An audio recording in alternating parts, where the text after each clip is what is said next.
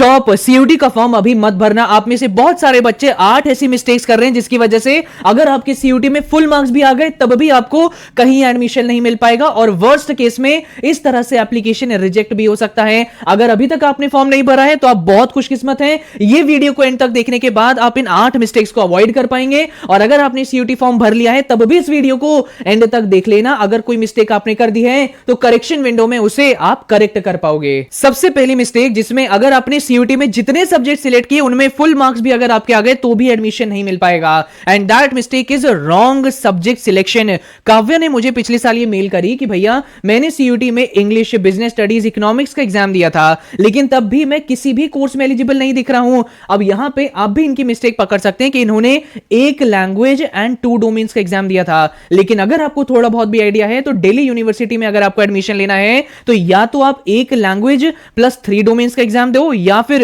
2 language plus 2 domains का exam दो।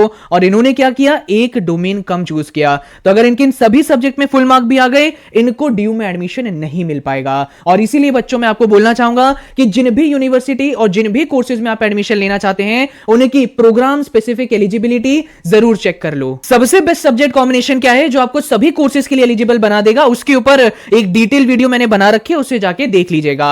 Now second reason जिसकी वजह से फॉर्म रिजेक्ट हो सकता है, इट इज या तो आपकी डॉक्यूमेंट में कोई मिस्टेक होना, या फिर सीयूटी एप्लीकेशन फॉर्म भरते समय आपसे कोई टाइपो हो जाना। यहां पे आप देख सकते हैं यूनिवर्सिटीज मेंशन करती हैं कि जो भी डिटेल आप सीयूटी फॉर्म में भरेंगे अभी, वो सभी डिटेल्स आपके यूनिवर्सिटी पोर्टल पे ऑटो इंटीग्रेट हो जाती हैं, और ये सारी डिटेल्स नॉन एडिटेबल होती हैं। तो इसीलिए आपके डॉक्यूमेंट में, खासकर अगर आपके नाम में और डेट ऑफ बर्थ में कोई मिस्टेक है तो उसे करेक्ट करवाना, तब अपना सीयूटी फॉर्म भरना, या फिर जब अपना सीयूटी फॉर्म भर रहे हो तो बहुत ध्यान से भरना। कोई भी टाइपो हो गया तो आगे चल के इश्यू आ सकता है। और हां, ये जो आपकी उंगली रील्स और शॉर्ट्स की तरफ जा रही है, जरा थम जाओ, 6 और मिस्टेक्स मुझे बताने दो।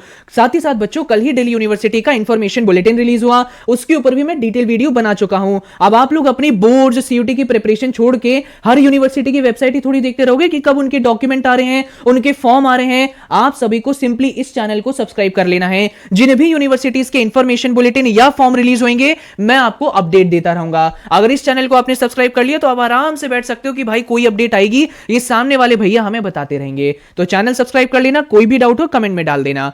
नाउ अब हम आगे की मिस्टेक्स पे बात करते हैं। थर्ड सबसे बड़ी मिस्टेक आ जाती है careless in filling academic details. हैरान हो जाओगे बच्चों आप सुन के कि पिछले साल एक ऐसा बच्चा निकल के आया जिसने अपनी 10th की डिटेल्स में थोड़ा सा चेंज कर दिया था। सो उसकी 10th की मार्कशीट में जो स्कोर्स लिखे थे उसके अकॉर्डिंग अगर परसेंटेज निकाली जाए, सो परसेंटेज आ रही थी 92.6%, लेकिन ये परसेंटेज मेंशन करने की जगह उसने अप्रोक्सीमेट लगा दिया कि भाई अप्रोक्सीमेटली मेरी 93 परसेंटेज बन रही है। 0.4 परसेंटेज उसने इंक्रीज कर दी, जो उसके 10th मार्कशीट के हिसाब से इनएक्यूरेट बन रही थी। और इसी में ही आगे चल के यूनिवर्सिटी ने वेरिफिकेशन के दौरान अपनी क्वेरी रेज कर दी कि भैया ये कैसे आपने इंक्रीज डाल दिया, ऐसा तो नहीं बन रहा है। टाइम पे अगर आपने जवाब नहीं दिया तो फॉर्म रिजेक्ट हो जाएगा। फिर बाद में चल के उसने एफिडेविट बनवाए, यूनिवर्सिटी से बातचीत करी, तब जाके उसका एप्लीकेशन आगे प्रोसेस हो पाया। तो भाई साहब, ये अपनी छोटी मोटी गलतियों के चक्कर में आगे मत फंसना, सही अपनी एकेडमिक डिटेल फिल करना। साथ ही साथ कुछ ऐसे भी बच्चे होते हैं जो सीजीपीए अपनी डिटेल्स डाल रहे होते हैं और सही सीजीपीए कैलकुलेट नहीं करते, और फिर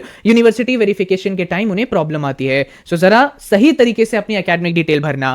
फोर्थ आता है लैक ऑफ प्रूफ रीडिंग।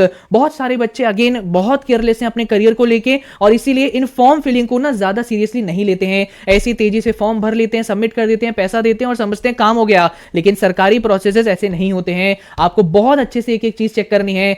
जब भी अपना नाम डाल रहे हो, अपने पेरेंट्स का नाम डाल रहे हो, मोबाइल नंबर डाल रहे हो, ईमेल आईडी डाल रहे हो, इमरजेंसी कॉन्टैक्ट डिटेल्स डाल रहे हो, इन सभी चीजों को बहुत अच्छे से देखना। और साथ ही साथ आपको पता है, एक डिटेल आपने सबमिट करी तो आगे चल के रिव्यू करने का मौका मिलता है, तो एक एक चीज को रिव्यू कर लिया करो। रिव्यू में भी होता है कि कोई गलती पकड़ में आ गई तो आप उसे ठीक कर सकते हो, लेकिन एक बार फॉर्म सबमिट हो गया फिर आगे चल के चेंजेस करने में मुश्किलें आती हैं। तो बेटर है जो भी रिव्यू आता है उसे रिव्यू करा करो, प्रूफ रीडिंग किया करो।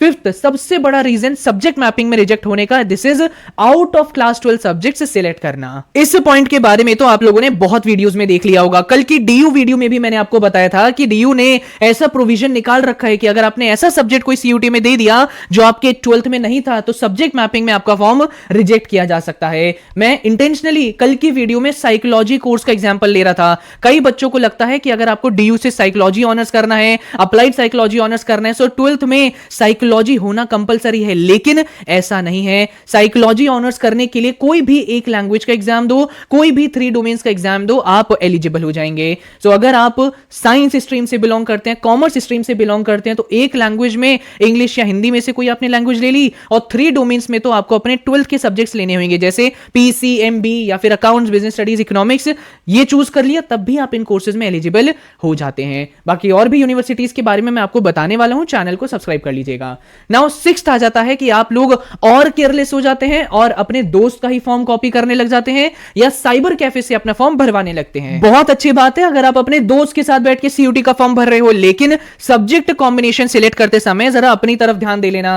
हो सकता है आपका दोस्त जामिया मिलिया इस्लामिया में एडमिशन लेना चाहता हो, जहां के बीए हिस्ट्री ऑनर्स में एडमिशन लेने के लिए सीयूटी में सिर्फ हिस्ट्री का एग्जाम देना होता है। लेकिन अगर आप डीयू में एडमिशन लेना चाहते हैं तो आपको पता है आपको 4 सब्जेक्ट लेने हैं, तो बाकी डिटेल तो अपने दोस्त के साथ बैठ के देख लेना, लेकिन सब्जेक्ट कॉम्बिनेशन सिलेक्ट करते समय खासा ध्यान देना। इसी के साथ साथ आप में से कई बच्चे साइबर कैफे में भी जाके फॉर्म भरवाएंगे। अब साइबर कैफे वाले को आइडिया नहीं होगा कि आपको किस यूनिवर्सिटी में एडमिशन लेना है, कौन से कोर्स में एडमिशन लेना है, उसके अकॉर्डिंग कौन से सब्जेक्ट सिलेक्ट करने हैं, और भी कई डिटेल साइबर कैफे वालों को नहीं पता होती। तो इसीलिए आप सभी अगर साइबर कैफे से भरवा रहे हो तो जरा ध्यान से भरवाना।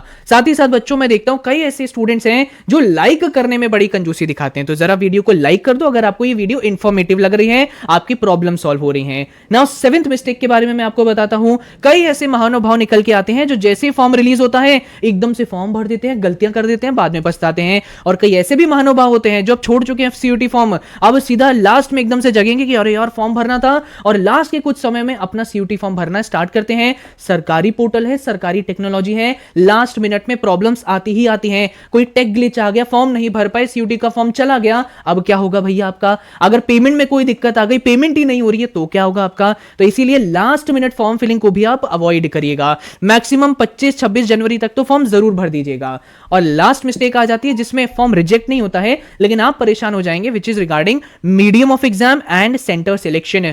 आप अपना ना जिस भी मीडियम में कंफर्टेबल हो, जैसे आपने अपनी 12th तो हिंदी मीडियम में करी है, लेकिन आप इंग्लिश में सीयूटी का एग्जाम देना चाहते हो तो इंग्लिश में दे सकते हो, लेकिन वही मीडियम ऑफ एग्जाम सिलेक्ट करना जिसमें आप सबसे ज्यादा कंफर्टेबल हैं। साथ ही साथ सेंटर सिलेक्ट करते समय भी ऐसे सेंटर सिलेक्ट करना जो आपकी सिटी, आपके घर के सबसे पास आ रहा है। इसमें भी अगर आप थोड़े केयरलेस हो गए, कोई भी ऐसी रैंडमली सिटी सिलेक्ट कर ली, तो कहीं दूसरा आपको दूर की सिटी मिल गई तो प्रॉब्लम आएगी, आपको अचानक से सारे ट्रैवल अरेंजमेंट्स करने पड़ेंगे। सो बेटर है इन चीजों का भी थोड़ा ध्यान रखना। देखो यार, मेरा क्या फायदा इतनी चीजें बताने में, गला अपना खराब करने में, बस ये है कि बहुत बच्चे ना आगे चल के परेशान हो जाते हैं जब या तो उनका एप्लीकेशन फॉर्म रिजेक्ट हो जाता है या सब्जेक्ट कॉम्बिनेशंस में इशू की वजह से एडमिशन नहीं हो पाता है। और ये चीजें मुझसे नहीं देखी जाती हैं। 4 साल से यार इस फील्ड में हूं, तो मुझे लगता है कि इतनी इंफॉर्मेशन मेरे पास है, एक्सपीरियंस है, तो मैं आपके साथ शेयर करता रहूं। बस इस चैनल को सब्सक्राइब करो, वीडियो को लाइक करो, जो भी आगे अपडेट्स आती रहेंगी मैं आपको बताता रहूंगा और कॉन्टिन्यूअसली आपको गाइड करता रहूंगा। Thank you and all the very best.